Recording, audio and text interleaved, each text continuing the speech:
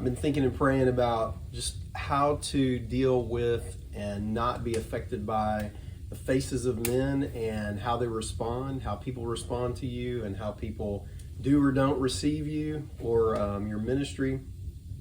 And I've got a couple passages that I thought will hopefully shed some light on this subject because really, in a nutshell, this is, I'm going to give the answer before I even read the scriptures, is that really the only way that we're going to overcome in this life is by embracing the cross and by death to ourself, death to our soul, and be transformed daily by the renewing of our mind and by just the death of the cross as we embrace the cross, so that then the life of God can be manifest in us.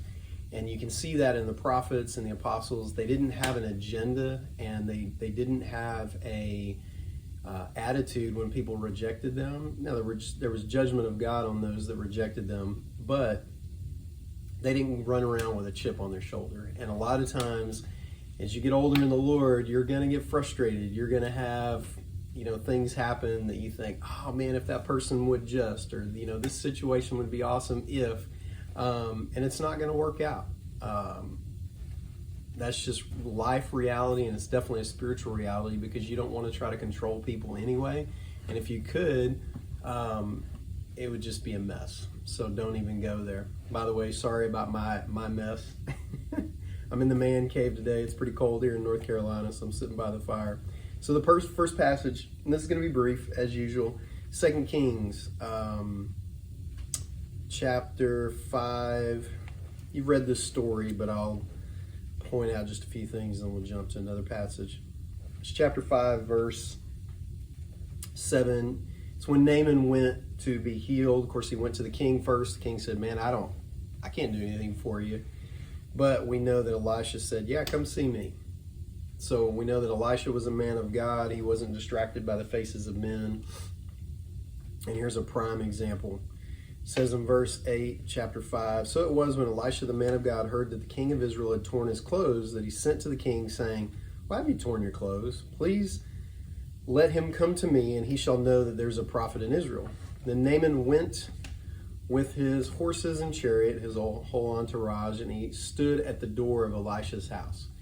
Now, put yourself in his shoes. This is a pretty important dude, and if someone was to come to your house with his entourage, you'd probably be like, man, I got to get dressed up. I got to look good. I got to have things situated and, be presentable to him. This is the way that I've related over the years too much, and that God is changing in me. But what does he do? And it says, Elisha sent a messenger to him. How offensive. That'd be like me sending my best friend out and be like, hey, dude, you go tell this guy such and such, and me not even going outside. It seems pretty rude, bare minimum, and potentially offensive. Well, obviously, he was offended because of his response.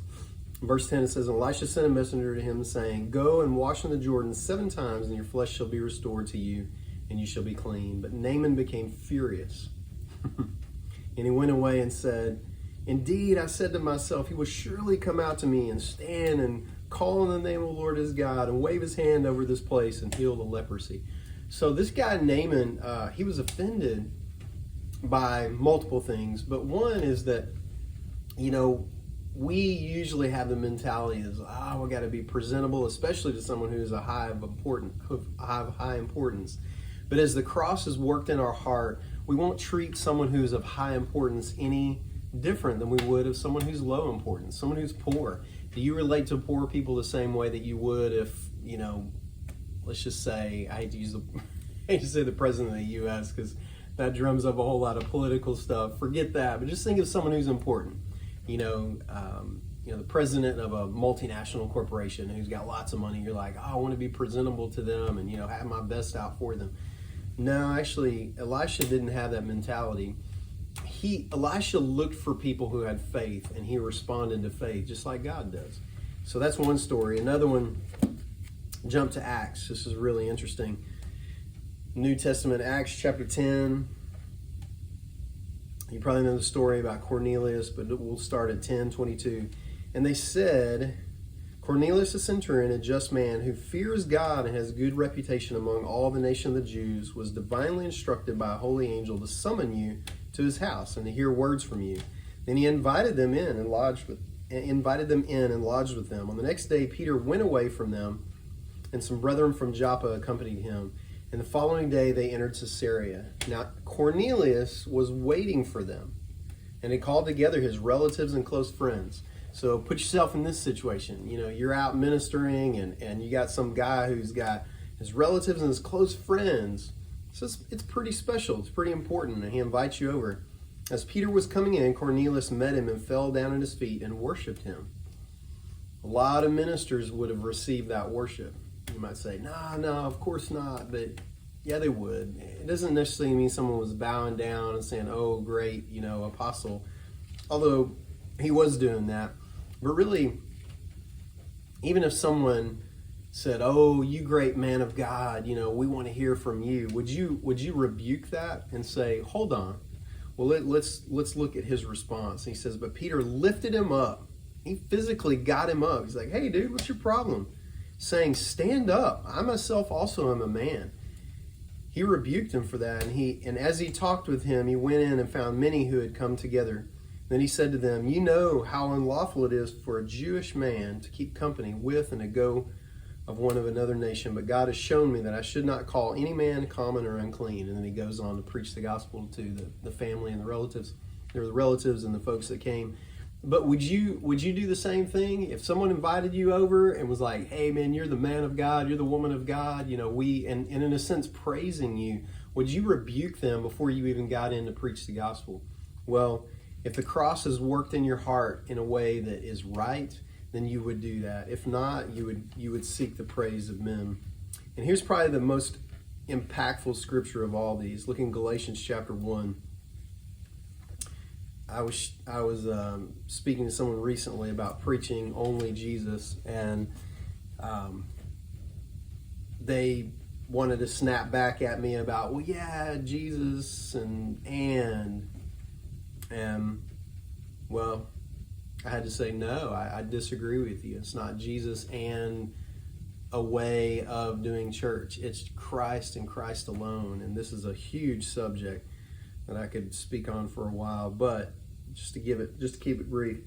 So Galatians chapter 1, verse 6. I marvel that you are turning away so soon from him who called you in the grace of Christ to a different gospel, which is not another, but there are some who trouble you and want to pervert the gospel of Christ. But even if we or an angel from heaven preach any other gospel to you than what we have preached to you, let him be accursed. Wow, it's pretty bold. And we have said before, and so now I say again, if anyone preaches any other gospel to you than that which you have received, let him be accursed. For do I now persuade men or God? Do I seek to please men? For if I still please men, I would not be a bondservant of Christ. Wow, that is so profound. If we're still trying to please men and trying to get the pleasure of men, oh, wow, you're doing so great, or you man of God, or whatever, we're not a servant of Christ to that degree. It's a big deal. I think I'll wrap up there, and I'll just say that if you're still trying to please men, you're not a servant of Christ. And to the degree that I want others to praise me, then I'm not a servant of Christ to that degree. And I'll be honest with you, I've been very convicted about this over the years, and want the cross to be so worked into my heart that without an attitude, I can say I don't care about what people say about me, that I don't have any sort of chip on my shoulder, because a lot of Christians have a chip on their shoulder. They've been offended and this and that has happened, and they haven't let the cross work in their life in that area. But what they've said pretty much is, hey, we don't care what people think, but with an attitude. I want to say, I don't care what man thinks at all about me, but with love in my heart and without an attitude, that I can lay down my life for people and just say, you know what, if no one receives from me, but I walk as Christ did, I've done exactly what the Father's called me to do, and that's to be like Christ in the earth. And is that your pursuit? If it is, you'll prosper, even if no one receives from you. But the cool thing is people will receive from you. Might be far and few between, but those that do will be transformed, and you will have such eternal blessing from that, and so will they. So pursue God in that way.